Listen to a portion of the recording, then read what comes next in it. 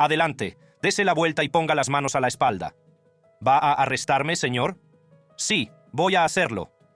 La policía tiene el deber legal de detener a delincuentes y criminales, pero de vez en cuando, algunos policías corruptos desobedecen las mismas leyes que hacen cumplir y tienen que ser detenidos por ello. Mientras algunos se creen por encima de la ley, otros utilizan su posición para encubrir sus delitos.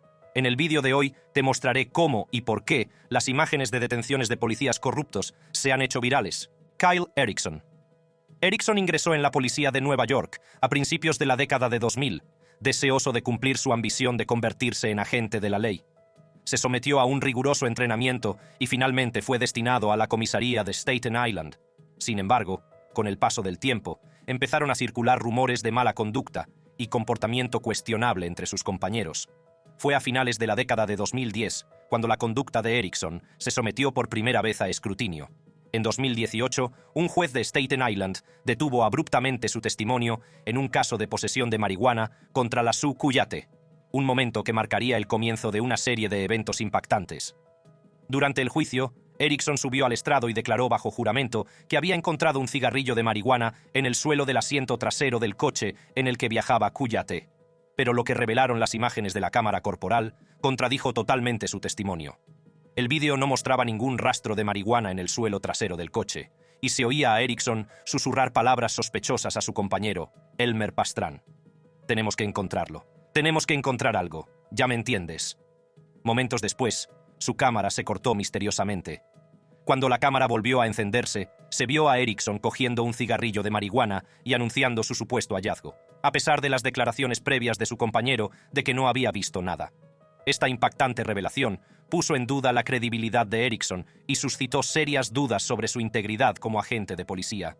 Tras la publicación de la explosiva grabación de la cámara corporal y la revelación del historial disciplinario de Erickson, la Sue Cuyate, el hombre detenido en el primer incidente, decidió emprender acciones legales contra la ciudad. Rechazó un acuerdo con la fiscalía y presentó una demanda en la que pedía justicia por los cargos falsos y el tiempo que había pasado en la cárcel. El caso suscitó una gran atención, poniendo de relieve la mala conducta de Erickson y la necesidad de que las fuerzas del orden rindieran cuentas. Tras meses de batallas legales, finalmente se retiraron los cargos contra Cuyate y se le concedió una asombrosa indemnización de $326,000. Esta decisión histórica envió un poderoso mensaje de que no se toleraría la suplantación de pruebas ni la mala conducta de los agentes de policía. El acuerdo no solo hizo justicia a Cuyate, sino que también sirvió de llamada de atención a la policía de Nueva York y al sistema de justicia penal en su conjunto. Menos de 2 semanas después de la detención de Cuyate, Erickson y Pastrán se encontraron en otra situación problemática. Detuvieron y registraron otro coche, alegando encontrar no solo marihuana, sino también cocaína. Sin embargo, las grabaciones de las cámaras corporales de este incidente mostraban una imagen inquietante. Erickson admitió repetidamente que no había visto nada y le dijo a Pastrán: «No veo nada. ¿Sabes lo que quiero decir?». Sin embargo, a pesar de sus propias admisiones, el vídeo de la cámara del cuerpo parecía mostrar a Erickson dejando caer un trozo de hierba en el portavasos del coche y declarando que había encontrado un poco de hierba. La flagrante colocación de pruebas fue escandalosa y suscitó serias dudas sobre la conducta de los agentes. Las consecuencias de estos incidentes fueron inmensas. Jason Serrano, el hombre detenido en el segundo incidente, tomó la difícil decisión de declararse culpable de resistencia a la autoridad para evitar enfrentarse al cargo de drogas. Poco sabía entonces que la explosiva grabación de la cámara corporal y el historial disciplinario de Erickson saldrían a la luz más tarde, cambiando potencialmente el curso de su caso. En el momento de declararse culpable, Serrano desconocía las impactantes imágenes de la cámara corporal que los fiscales no habían revelado. Meses más tarde, cuando las imágenes fueron finalmente entregadas a sus abogados, Serrano se dio cuenta del alcance de la mala conducta y de la injusticia que había aceptado sin saberlo. El expediente disciplinario de Erickson, que mostraba casos anteriores de discrepancias en las facturas tras incautaciones de drogas, puso aún más de relieve el preocupante patrón de conducta. A pesar de los problemas de divulgación y de las pruebas contra Erickson, el fiscal del distrito de Staten Island, Michael McMahon, luchó contra los intentos de Serrano de anular su declaración de culpabilidad. Solo cuando un juez revisó las pruebas, incluido el historial disciplinario de Erickson, se anuló finalmente la condena de Serrano. Este caso puso de manifiesto los fallos del sistema y la urgente necesidad de transparencia y rendición de cuentas. La espeluznante cronología de los acontecimientos que condujeron a la primera detención de Kyle Erickson dibuja un panorama inquietante de un agente que abusó de su poder y violó la confianza que se depositó en él. Las demandas posteriores, los acuerdos y la investigación federal en curso han arrojado luz sobre la necesidad de justicia y reforma dentro del sistema de justicia penal. En enero de 2018, 3 meses antes del primer incidente que sacó a la luz pública la mala conducta de Erickson, la policía de Nueva York lo sancionó ligeramente por una discrepancia en la factura tras una incautación de marihuana. Este incidente, aunque aparentemente menor en ese momento, debería haber servido como señal de advertencia de posibles problemas con la integridad y el cumplimiento del protocolo por parte de Erickson.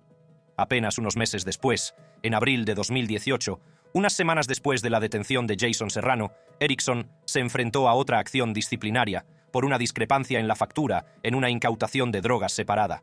El hecho de que estuviera involucrado en 2 incidentes separados, relacionados con discrepancias en las facturas, en un plazo tan corto, plantea serias preocupaciones sobre su profesionalidad y atención a los detalles. Estas acciones disciplinarias, aunque aparentemente menores, deberían haber provocado un examen más detallado de la conducta de Erickson y planteado dudas sobre su credibilidad como agente de policía. El hecho de que estos incidentes pasaran desapercibidos y no se comunicaran a las víctimas ni a sus abogados es muy preocupante y pone de manifiesto la falta de transparencia de la policía de Nueva York. Las implicaciones del historial disciplinario de Erickson en sus acciones son significativas. Sugiere un desprecio por los procedimientos adecuados y una voluntad de tomar atajos, potencialmente a expensas de personas inocentes. Las discrepancias en las facturas plantean dudas sobre la integridad de las incautaciones de droga y la exactitud de las pruebas presentadas ante los tribunales. Si a esto se añaden las acusaciones de colocación de pruebas y las imágenes de las cámaras corporales que contradicen su testimonio jurado, queda claro que la mala conducta de Erickson no fue un incidente aislado.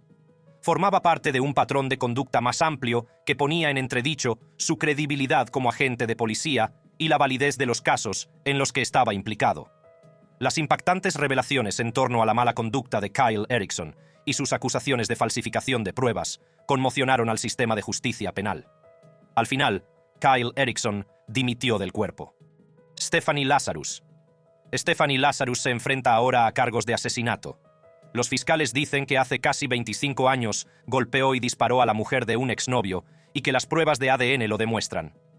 En el tranquilo barrio de Van Nuys, California, tuvo lugar un crimen atroz que conmocionaría a la comunidad y a toda la nación.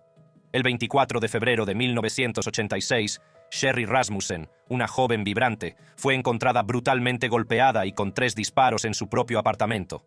La investigación inicial apuntaba a un robo frustrado, pero poco se sabía de que la verdad tras este espantoso crimen permanecería oculta durante más de 2 décadas. El padre de Sherry, alimentado por sus propias sospechas, creía que en este caso había más de lo que parecía. No podía deshacerse de la sensación de que Stephanie Lazarus, una agente de policía de Los Ángeles que había tenido una relación anterior con el marido de Sherry, John Rutten, estaba implicada de alguna manera. El triángulo amoroso entre Sherry, John y Stephanie añadía una capa de complejidad a la investigación y resultaría ser una pieza crucial del rompecabezas. A pesar de las preocupaciones de Sherry y de las confidencias que hizo a su padre sobre el acoso de Lazarus, ella y John decidieron casarse en noviembre de 1985. Pocos sabían que su felicidad duraría poco y que sus vidas cambiarían para siempre. La investigación inicial se centró en la teoría de un robo que había salido mal. Los detectives peinaron la escena del crimen en busca de cualquier prueba que pudiera llevarles hasta el autor. Sin embargo, a medida que profundizaban en el caso, empezaron a darse cuenta de que la escena del crimen no encajaba con la teoría del robo. Algo no cuadraba. Los años se convirtieron en décadas y el caso se enfrió. Pero en 2009, un nuevo equipo de detectives decidió volver a examinar las pruebas. Fue durante este nuevo examen cuando se toparon con una sorprendente revelación, y Stephanie Lazarus, la misma agente que una vez había jurado proteger y servir, se convirtió en la principal sospechosa. El avance se produjo en forma de pruebas de ADN. Los detectives descubrieron que Lazarus había tirado una taza y al analizarla encontraron una coincidencia con una marca de mordisco en el cuerpo de Sherry. Era una conexión escalofriante que no podía ignorarse. Las pruebas se acumulaban contra Lazarus y la verdad salía por fin a la luz. La detención de Stephanie Lazarus conmocionó a la policía de Los Ángeles y a toda la comunidad. Los compañeros que antes la conocían como una agente vivaz y comprensiva se quedaron atónitos, incapaces de comprender la oscuridad que se ocultaba bajo su fachada. Los problemas de ira de Lazarus le habían valido el apodo de Spasarus, pero nadie podía imaginar que fuera capaz de cometer un crimen tan atroz. Estoy sorprendido, realmente sorprendido, porque, ¿cómo puedes decir esto? Tuvimos una pelea y yo fui y la maté. Quiero decir, vamos. La acusación de asesinato obligó a Lazarus a retirarse anticipadamente de la policía de Los Ángeles y se encontró entre rejas, recluida en los confines de la cárcel del condado de Los Ángeles. Su fianza, fijada en la asombrosa cantidad de $10 millones en efectivo, levantó ampollas y suscitó polémica. El abogado de Lazarus argumentó que el juez no comprendía del todo las complejidades del caso y comparó la fianza de Lazarus con la de otros sospechosos de asesinato. Por su parte, el hermano de Lazarus alegó que no estaba recibiendo el tratamiento adecuado para su cáncer mientras estaba detenida. Al iniciarse la fase previa al juicio, el equipo de defensa de Lazarus presentó varias mociones en un intento de impugnar el caso contra ella. Alegaron que los investigadores iniciales deberían haber identificado antes a Lazarus como sospechosa y que el retraso en la presentación de cargos había comprometido la calidad de las pruebas. La defensa también intentó suprimir las pruebas obtenidas mediante órdenes de registro, alegando que la información utilizada para obtenerlas estaba obsoleta. Sin embargo, el juez falló a favor de la acusación, permitiendo que el caso siguiera adelante. El juicio se convirtió en una sensación mediática, con elementos que parecían tramas de populares series policíacas. Los fiscales pintaron un cuadro de Lazarus impulsada por los celos y la obsesión, alegando que asesinó a Sherry Rasmussen por ira y resentimiento hacia su relación con el exnovio de Lazarus. El marido de Sherry, John Ruetten, subió al estrado y testificó emocionado sobre el devastador impacto del crimen en su vida. Lloró al admitir que siguió acostándose con Stephanie mientras estaba comprometido para casarse con Sherry y que se arrepentía de sus actos. La defensa, por su parte, se centró en la teoría del robo original, intentando socavar las pruebas forenses presentadas por la acusación. Atacaron las pruebas de ADN, incluida la coincidencia de la marca de la mordedura, y trataron de poner en duda su fiabilidad. Tras varios días de deliberaciones, el jurado llegó a un veredicto. Stephanie Lazarus fue declarada culpable de asesinato en primer grado. ¿La sentencia? De 27 años a cadena perpetua. Fue un momento de justicia para Sherry Rasmussen y su familia, pero la historia no acabó ahí. La condena de Lazarus sería recurrida y las acusaciones de mala conducta policial ensombrecerían el caso. Los partidarios de Lazarus no daban crédito. El frenesí mediático que rodeó el juicio no terminó con el veredicto. El caso suscitó dudas sobre la investigación inicial y las acusaciones de mala conducta policial. Se reveló que pruebas que podrían haber implicado a Lazarus con anterioridad podrían haber sido eliminadas de los archivos policiales, lo que dio lugar a acusaciones de encubrimiento. La familia Rasmussen interpuso una demanda civil contra la ciudad, la policía de Los Ángeles, Lazarus y otros, en busca de justicia por el asesinato de su hija. Sin embargo, la demanda fue desestimada por prescripción, dejando a la familia con preguntas sin respuesta y una sensación de injusticia. La criminalista Jennifer Francis, que encontró las pruebas cruciales de la mordedura, también presentó una demanda. Alegó represalias y acoso tras expresar su preocupación por la investigación. Su demanda terminó con una sentencia a favor de la ciudad, lo que aumentó aún más la controversia en torno al caso. A pesar de las apelaciones y alegaciones, la condena de Stephanie Lazarus fue confirmada por el Tribunal de Apelación de California. El panel de jueces determinó que no se violaron los derechos de Lazarus recogidos en la Quinta Enmienda durante su interrogatorio por los detectives. También determinaron que las pruebas de ADN obtenidas mediante la tecnología Minifiler eran admisibles y que la defensa no había aportado pruebas suficientes para cuestionar su fiabilidad. La decisión del tribunal cerró efectivamente la puerta a las esperanzas de Lazarus de recurrir con éxito. El caso de Stephanie Lazarus sirvió para recordar crudamente la importancia de la transparencia y la rendición de cuentas en el seno de las fuerzas del orden. Grant Hardin. James Lee Appleton, nacido el 14 de noviembre de 1957 en Merriam, Kansas, era un hombre conocido por su buen corazón, su espíritu brillante y su naturaleza bondadosa. Tras completar su educación en el instituto Southwest High School en 1975, James se embarcó en una exitosa carrera que abarcó varias décadas. Durante más de 27 años, dedicó su tiempo y sus habilidades a Emerson Electric, donde trabajó como supervisor. Su compromiso y dedicación a su trabajo eran evidentes, y era muy respetado por sus compañeros. A principios de la década de 2010, James buscó un cambio y una oportunidad para servir a su comunidad en una capacidad diferente.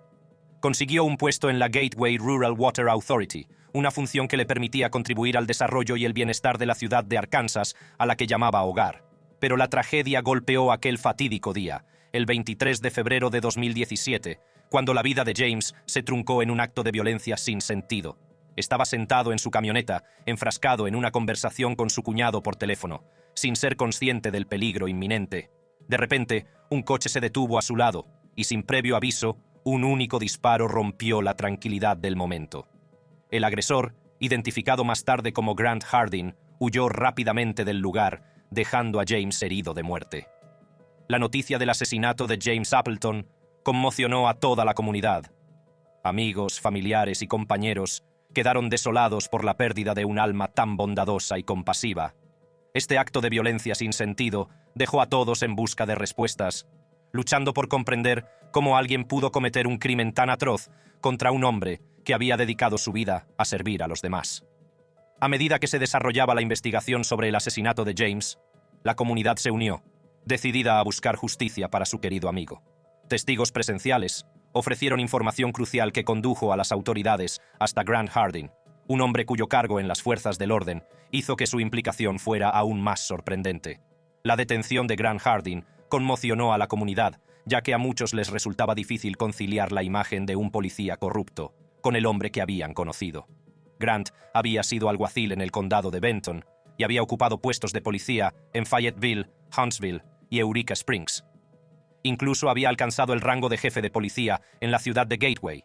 Su caída en desgracia fue inesperada y profundamente inquietante. Su detención marcó el comienzo de un largo y arduo camino hacia la justicia para James Appleton y sus afligidos seres queridos. Los testigos presenciales desempeñaron un papel crucial en la identificación de Grant como agresor. Sus testimonios proporcionaron información valiosa que llevó a las autoridades a centrar su atención en él. Sin embargo, no fueron solo los relatos de los testigos los que implicaron a Grant. La confesión de su propia esposa añadió peso al caso contra él. Reveló que creía que Grant estaba trabajando en el patio en el momento del crimen, sin proporcionar una coartada sólida sobre su paradero. La investigación sobre los antecedentes de Grant Hardin reveló un patrón inquietante. Salió a la luz que tenía un pasado oscuro, empañado por otro crimen atroz.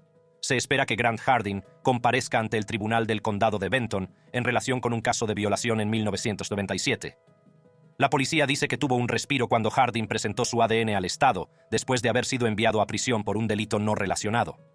En noviembre de 1997, cuando Grant tenía 28 años y aún era agente de policía, agredió sexualmente a una maestra de primaria.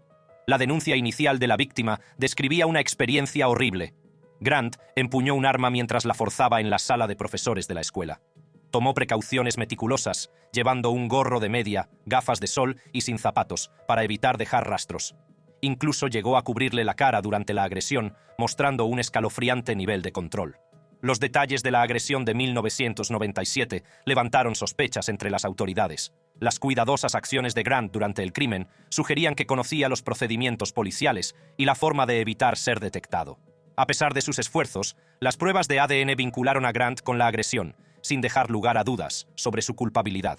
El descubrimiento de la implicación de Grant en el caso de violación de 1997 añadió otra capa de conmoción y horror al ya devastador asesinato de James Appleton. Quedó claro que Grant llevaba una doble vida, utilizando su cargo en las fuerzas del orden para cometer atroces actos de violencia contra víctimas inocentes. Durante el juicio, la Fiscalía presentó un caso convincente, destacando las abrumadoras pruebas contra Grant. Los testimonios de testigos presenciales, la confesión de su esposa y las pruebas de ADN que lo relacionaban con el caso de violación de 1997 dibujaban un cuadro condenatorio de un hombre que había abusado de su posición de poder y violado la confianza depositada en él. A pesar del peso de las pruebas en su contra, Grant optó por no revelar los motivos del asesinato de James Appleton. Su silencio dejó muchas preguntas sin respuesta y la comunidad tuvo que enfrentarse a la insensatez del crimen. Algunos especulan con la posibilidad de que Grant y James se cruzaran debido a sus respectivos papeles en la comunidad, lo que condujo a un crimen aparentemente sin sentido. Cuando se le dio la oportunidad de dirigirse a la familia de James Appleton y ofrecer algo de consuelo, la respuesta de Grant fue un mero reconocimiento de su culpabilidad, declarando: «No sé cómo decirlo, pero quiero decir que lo siento. Su falta de remordimiento y su negativa a dar explicaciones por sus actos no hicieron sino agravar el dolor y la frustración de los seres queridos de la víctima. Al final, Grant Hardin se declaró culpable de asesinato en primer grado, aceptando la responsabilidad de su atroz crimen. El juez, teniendo en cuenta su confesión, le impuso una pena comparativamente leve de 30 años de prisión. Sin embargo, este no fue el final de los problemas legales de Grant. La revelación de la participación de Grant en el caso de violación de 1997 dio lugar a cargos adicionales. En febrero de 2019, se declaró culpable de 2 cargos de violación, incluida la agresión a la maestra de primaria. La sentencia por estos cargos añadió 50 años adicionales a su pena, con lo que el total fue de 30 años por asesinato y 50 años por los cargos de violación. La condena de Grant causó conmoción en la comunidad y dejó un impacto duradero en la percepción de las fuerzas del orden y del sistema judicial. Muchos se preguntaron cómo alguien a quien se había confiado la tarea de hacer cumplir la ley podía cometer actos tan atroces. La detención y posterior declaración de culpabilidad de Grant Hardin produjo una sensación de alivio en la comunidad al saber que se estaba haciendo justicia. Sin embargo, también sirvió para recordar la oscuridad que puede esconderse tras una placa. James Matt French. El capitán James French llevaba 32 años trabajando en el Departamento de Policía de Oklahoma City hasta marzo de 2023, cuando su vida dio un giro aparentemente distinto. Eran las primeras horas de la mañana cuando un agente de tráfico, el sargento Chris Skinner, se percató de que el capitán daba volantazos y circulaba a gran velocidad en su todoterreno, sin distintivos, propiedad de la ciudad. El agente Skinner paró al capitán justo cuando aparcaba frente a su apartamento. Cuando el agente se acercó al vehículo, notó inmediatamente los signos reveladores de la intoxicación. El olor penetrante del alcohol impregnaba el aire y el capitán French arrastraba las palabras. Preocupado por la seguridad del público, el agente sabía que tenía que actuar con rapidez y responsabilidad. Sabía que su deber era proteger y servir, independientemente del cargo que ocupara el agresor en el departamento de policía. Con su cámara corporal grabando cada interacción, el agente Skinner se dio cuenta de que el capitán estaba ebrio y procedió a realizar una prueba de sobriedad sobre el terreno. La grabación de la cámara corporal captó el tenso encuentro entre el agente y el capitán French. A medida que el capitán French avanzaba a trompicones en la prueba de sobriedad, su fachada de seguridad empezó a desmoronarse. Estaba claro que se encontraba bajo los efectos del alcohol y el agente estaba decidido a exigirle responsabilidades. El capitán French suplicó varias veces al agente que apagara su cámara corporal, pero el agente se negó a hacerlo, recordando a French la política de cámaras corporales de la policía. El agente Skinner sabía que había que hacer justicia, independientemente de las consecuencias. Pidió refuerzos por radio y procedió a esposar al capitán French, asegurándose de que se enfrentaría a las mismas consecuencias que cualquier otro ciudadano. La detención del capitán James Matt French conmocionó al Departamento de Policía de Oklahoma City y a la comunidad en general. Fue un duro recordatorio de que la corrupción puede infiltrarse incluso en los rangos más altos de las fuerzas del orden. Al difundirse la noticia de su detención, surgieron preguntas sobre el alcance de su corrupción y las repercusiones que podría haber tenido en las vidas de aquellos a quienes había jurado proteger. El capitán French fue puesto inmediatamente en situación de excedencia administrativa retribuida, a la espera de que prosiguiera la investigación. El departamento se comprometió a llevar a cabo una investigación exhaustiva de sus acciones, decidido a descubrir la verdad y restablecer la confianza de la población. Un examen minucioso de la grabación de la cámara corporal demostró que las acciones del capitán French no eran las de un hombre inocente. Desde el momento en que el agente se acercó a su vehículo, el capitán French intentó imponer su autoridad y eludir las consecuencias de sus actos. Las imágenes muestran al capitán French exigiendo repetidamente al agente Skinner que apague su cámara corporal con la esperanza de borrar cualquier prueba incriminatoria. «Apague su cámara. No voy a apagar mi cámara. De acuerdo». Esta flagrante falta de transparencia y responsabilidad es muy preocupante, sobre todo viniendo de un alto cargo de la policía. Sin embargo, el obediente agente se mantuvo firme. Sabía que su deber era hacer cumplir la ley y velar por que se hiciera justicia, independientemente del cargo que ocupara el infractor en el departamento de policía. Su negativa a acceder a la petición del capitán French es un testimonio de su inquebrantable compromiso con la verdad. A medida que avanza el encuentro, la intoxicación del capitán French se hace más evidente. Sus palabras arrastradas y sus movimientos inestables no dejan lugar a dudas. Es un duro recordatorio de que ni siquiera los encargados de hacer cumplir la ley son inmunes a sus consecuencias. Las imágenes de la cámara corporal también captan la desesperación en la voz del capitán French cuando suplica a la gente que le deje en libertad. Sus intentos de utilizar su posición y su reputación como escudo contra la rendición de cuentas son a la vez chocantes y descorazonadores. Estas imágenes son un poderoso recordatorio de la importancia de las cámaras corporales en las fuerzas del orden. Proporcionan un registro imparcial de los hechos, responsabilizando tanto a los agentes como a los civiles de sus acciones. Sin las imágenes de la cámara, la verdad sobre la corrupción del capitán French podría haber permanecido oculta, perpetuando un ciclo de abuso de poder. Las implicaciones de estas imágenes van mucho más allá de la detención del capitán French. Plantea interrogantes sobre la integridad de todo el departamento de policía y la necesidad de un cambio sistémico. La detención del capitán French sirve de llamada de atención, de llamada a la acción. Es un recordatorio de que nadie está por encima de la ley, independientemente de su cargo o reputación. La comunidad merece transparencia, responsabilidad y una fuerza policial en la que pueda confiar. Es importante señalar que el agente Skinner podría haber obedecido al capitán French y haberle dejado marchar para obtener a cambio un ascenso en el escalafón, pero optó por mantenerse fiel al juramento que había prestado. Gracias al agente Skinner, el capitán French se enfrenta ahora a cargos por conducir bajo los efectos del alcohol y abuso de poder. Aunque se le ha concedido un permiso administrativo retribuido, el departamento ha declarado que el caso sigue siendo investigado. El jefe Wade Gorley, del Departamento de Policía de Oklahoma City, ha elogiado al agente Skinner por su profesionalidad y por negarse a apagar su cámara corporal, incluso cuando el capitán French se lo suplicó repetidamente. El jefe Gurley declaró abiertamente que el agente hizo exactamente lo que debía y no se dejó influir por las súplicas de French. Jaylen Fleer, un ex ayudante del sheriff de San Diego, irá a prisión durante más de una década, tras ser condenado esta tarde por abusar sexualmente de niñas menores de edad. El camino de Jaylen Fleer hacia el mundo de las fuerzas del orden estuvo precedido por una pasión por el béisbol, que ardió con fuerza en sus primeros años. Nacido y criado en San Diego, California, el amor de Jaylen por este deporte empezó a tomar forma durante su estancia en el Instituto Santana. Como estudiante atleta, Jaylen sobresalió tanto en el aula como en el campo de béisbol. Era conocido por su dedicación, disciplina y talento natural como lanzador. Su arduo trabajo valió la pena, y rápidamente se convirtió en un miembro integral del equipo de béisbol de Santana High School. Durante su estadía en Santana High, las habilidades de Jaylen como lanzador llamaron la atención de entrenadores y cazatalentos por igual.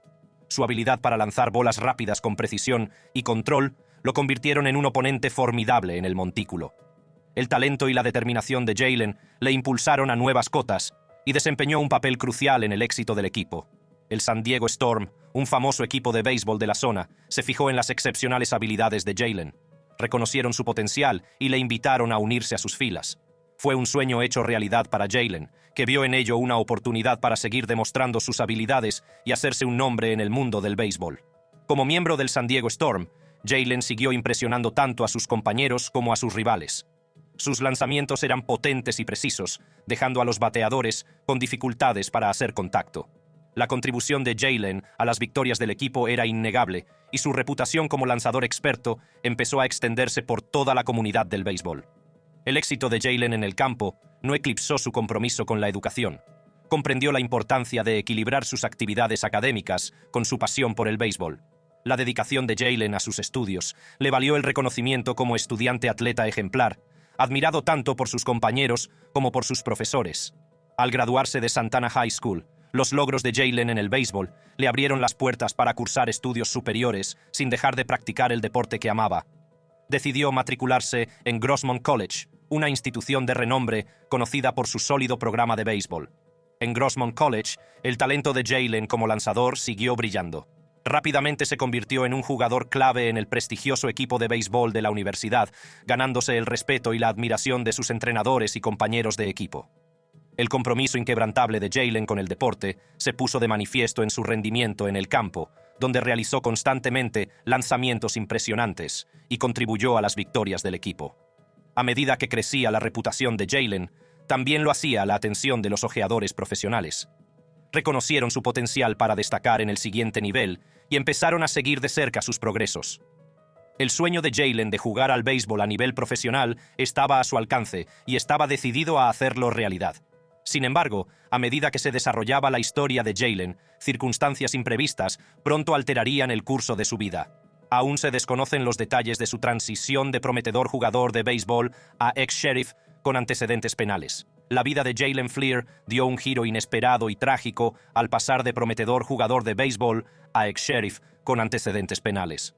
Aún se desconocen en gran medida los detalles de esta transformación, pero los sucesos que condujeron a su detención y posteriores problemas judiciales han conmocionado a la comunidad.